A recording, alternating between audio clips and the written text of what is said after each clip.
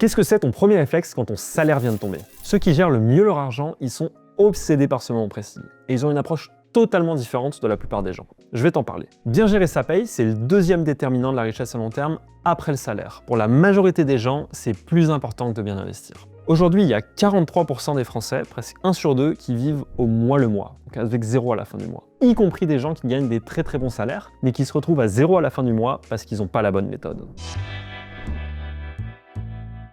Si tu es nouveau ici, moi c'est Gemel et je vais décomposer ma routine en 7 étapes très simples et je te garantis que ça va t'aider à diminuer ton stress financier et à créer de la richesse à long terme. Déjà, quand ton salaire il arrive, commence pas à penser à tout ce que tu vas pouvoir t'acheter, mais plutôt pose-toi et mets-toi devant un papier ou ton ordinateur. La première chose que tu peux faire, c'est de vérifier que le montant est bon, qu'il n'y a pas de blague de l'administration fiscale ou autre. Puis tu peux te mettre à l'étape la plus importante qui est d'analyser précisément le coût de tes besoins. Il n'y a rien d'exceptionnel là-dedans, mais c'est la base absolue. Il faut vraiment que tu le fasses. Perso, j'ai un tableau très simple que tu peux utiliser si tu veux. Je te mets le lien en description. Et ce qu'il va falloir que tu fasses, c'est que tu remplisses la première colonne avec les chiffres pour le mois dernier, les chiffres de revenus et de dépenses. Et il faut bien que tu sépares les besoins, donc loyer, nourriture, transport et assurance. Dis-toi que si tu peux survivre sans, alors c'est pas vraiment un besoin. Les envies, donc tes loisirs, sorties, ton abonnement Super Pix ou Géant ou Netflix, tout ce que tu veux. Et ce que tu as mis de côté pour ton épargne et tes investissements. C'est très important parce que ça va déterminer le reste de ta routine. Tu peux pas prendre de bonnes décisions et dépenser intelligemment si tu connais pas précisément le coût de ta vie. Si tu calcules pas, tu vas forcément avoir des mauvaises surprises parce que tu risques de sous-estimer tes dépenses et tu te retrouveras sans rien épargner du coup. Une fois que tu as cette base, tu peux attaquer l'étape suivante qui est de planifier la répartition pour le mois suivant. Pour ça, il faut que tu remplisses la deuxième colonne du tableau avec ton plan pour le mois prochain. Commence par remettre tes besoins, qui sont en général les mêmes que le mois précédent. En général, malheureusement, c'est difficile de faire diminuer cette catégorie. Il faut idéalement que ce soit moins de 60% de ton revenu net, tes besoins. Idéalement 50%.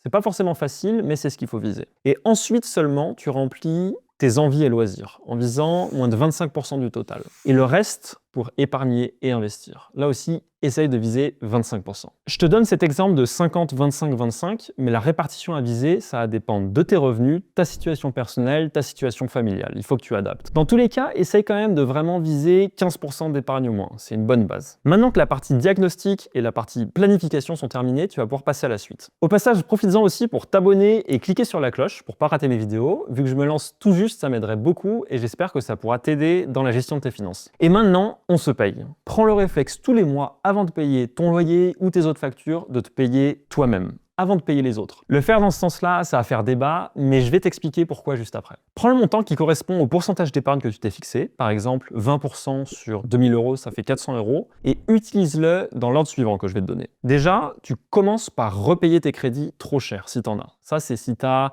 des crédits à la consommation ou des dettes à 5, 6, 7%, par exemple, ce qui est très cher. Là, ça ne s'adresse pas à ton crédit IMO à 1%, par exemple. Dis-toi que le livret A, il rapporte moins de 2% en ce moment, donc si tu as une dette à 7 ou 8%, il faut la rembourser avant de mettre quoi que ce soit sur ton livret. C'est comme si tu investissais ton argent à 4 ou 5% de plus, donc ça vaut vraiment le coup de le faire. D'un point de vue méthodo, si tu as plusieurs crédits, rembourse en premier la dette avec le taux le plus élevé. Juste parce que c'est ce qui te permettra de payer le moins d'intérêt possible, donc d'économiser le plus d'argent. Ça, c'est vraiment une étape qui est prioritaire pour assainir tes finances. Et ensuite, tu peux passer à la suite, qui est de te construire une épargne d'urgence. La bonne pratique, c'est de viser d'avoir l'équivalent de 4 mois de dépenses sur un compte qui soit disponible tout de suite. Donc si tes dépenses, c'est 1 600 € par mois, par exemple, il faudrait que tu vises d'avoir 6 400 € de fonds d'urgence. Pour ça, le livret A ou le LDD, c'est vraiment top. Alors, ça ramène pas beaucoup, mais c'est toujours ça de prix et surtout, c'est immédiatement disponible en cas de pépin, ce qui est très pratique. Et d'avoir un fonds d'urgence, ça va te servir à 2 choses. Déjà, c'est bon psychologiquement.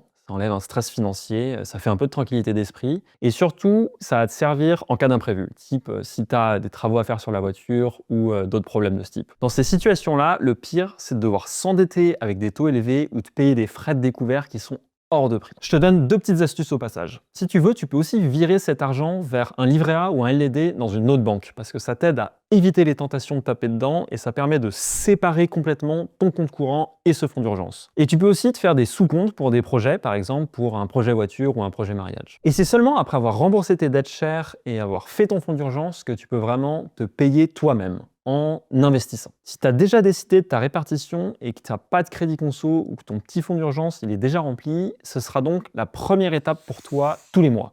Virer de l'argent pour ton plan d'investissement. Il faut bien comprendre que mettre de l'argent de côté, ça suffit pas pour créer un patrimoine. Il faut que tu mettes ton argent au travail. Si tu mets ton cash sur un compte non rémunéré ou très faiblement rémunéré, comme le livret A par exemple, ou encore pire, si tu le mets sous ton matelas, tu vas perdre du pouvoir d'achat. Pourquoi? Parce que l'inflation, c'est-à-dire la hausse de tous les prix, elle grignote ton argent, ton pouvoir d'achat tous les jours. Par exemple, si tu avais laissé 10 000 € sur un compte pendant 20 ans, aujourd'hui, ça vaudrait à peine 7 262 € en termes de pouvoir d'achat. Donc, tu aurais perdu 27% sans rien faire, juste à cause de l'inflation. Et en investissant, en bourse ou en immobilier par exemple, avec un rendement illustratif, disons, de 6%, ça aurait fait 32 000 €. Alors, il faut soustraire l'impôt et l'inflation, mais c'est quand même un super gain. Et c'est ça l'intérêt de faire travailler son argent. Ce qui est formidable avec l'investissement, c'est que c'est exponentiel. C'est ce qu'on appelle les intérêts composés. D'où l'intérêt de commencer tôt et d'être discipliné dans ton épargne. Supposons, si tu investis 400 € par mois avec un retour, par exemple, de 7%, ça donnerait quasiment 1,5 million après 30 ans.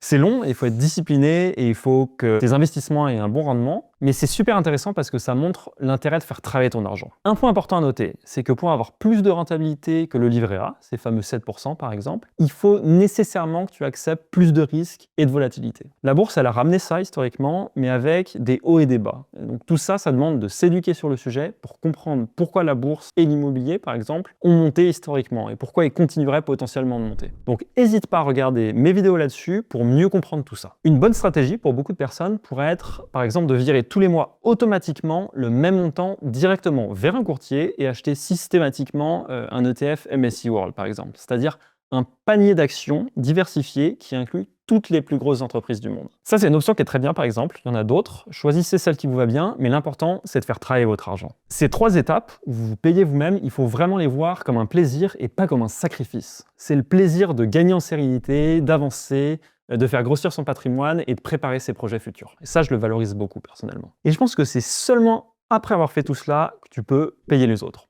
Une fois que tu t'es payé toi, tu peux attaquer tes factures, ton loyer, ta nourriture. Alors attention, je dis vraiment pas de se mettre en difficulté parce que tu as trop épargné, trop investi dans les étapes précédentes. Je pense 2 choses. Déjà, si tu commences par épargner avant de dépenser, qui est ce que je te recommande, tu vas moins dépenser. On a tendance à cramer tout ce qu'on a disponible, donc mathématiquement, si tu as moins d'argent disponible, eh ben, tu en dépenseras moins. Et puis normalement, à la première étape, tu as déjà fait tes calculs, donc tu as de quoi payer tes factures. Il faut bien que tu calcules pour éviter les retards ou des pénalités de découvert parce que ça te coûterait super cher. Et une fois que tu as fait tout ça, tu peux passer à la 7e étape qui est d'apprécier la vie. Dis-toi que tu as épargné, tu as payé tes factures et maintenant tu peux dépenser sans culpabilité vu que c'est maîtrisé. Il faut qu'une partie de tes revenus serve à tes loisirs et à te faire plaisir à toi et ta famille, clairement. Mais il faut que ce soit, je dirais, le bon niveau de plaisir et pas plus de plaisir que tu peux te le permettre financièrement. Sinon, c'est un plaisir qui sera mitigé et frustrant. Et je te rajoute quelques conseils bonus. Déjà, laisse un petit coussin de sécurité sur ton compte courant avant de faire ton fonds d'urgence. Juste pour pas avoir le compte à zéro, parce que le but, c'est d'éviter les frais de découvert qui sont super chers. Si tu es au stade où tu rembourses des crédits conso très chers ou que tu es en train de te constituer ton épargne d'urgence, ça vaut le coup de bien serrer la ceinture pendant quelques mois.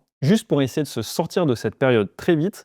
Et ensuite, tu peux diminuer un peu le pourcentage d'épargne juste pour pas que ce soit une vie de sacrifice non plus. Et aussi, quand tu fais ton analyse en étape 1, essaye bien de faire la différence entre les bons plaisirs sains et mesurés qui permettent d'aimer ta vie et les mauvais petits plaisirs qui cachent des habitudes qui te volent ta liberté financière, type la clope par exemple. La clé pour que tout ça marche et que tu t'y tiennes vraiment bien tous les mois, c'est d'automatiser le process et la répartition. Dis-toi que la réussite financière, c'est avant tout une question de petites habitudes. Il faut que ça te demande 0 effort mental et que tu aies quasi rien à faire tous les mois. Si c'est une grosse charge mentale tous les mois, ça va forcément partir à la trappe. Fais le calcul de ton coût de la vie une bonne fois pour toutes, automatise le virement vers ton fonds d'urgence, automatise le virement vers ton compte d'investissement et avec certains courtiers, tu peux même automatiser les investissements tous les mois. Je te mets les liens en description. Maintenant, j'y pense même plus et c'est complètement automatique de mon côté. Dis-moi ta routine à toi, est-ce que tu penses de la mienne en commentaire? Je suis vraiment curieux et je pense que ça pourrait sûrement aider d'autres gens. Et surtout, abonne-toi pour m'aider à me lancer dans ce projet.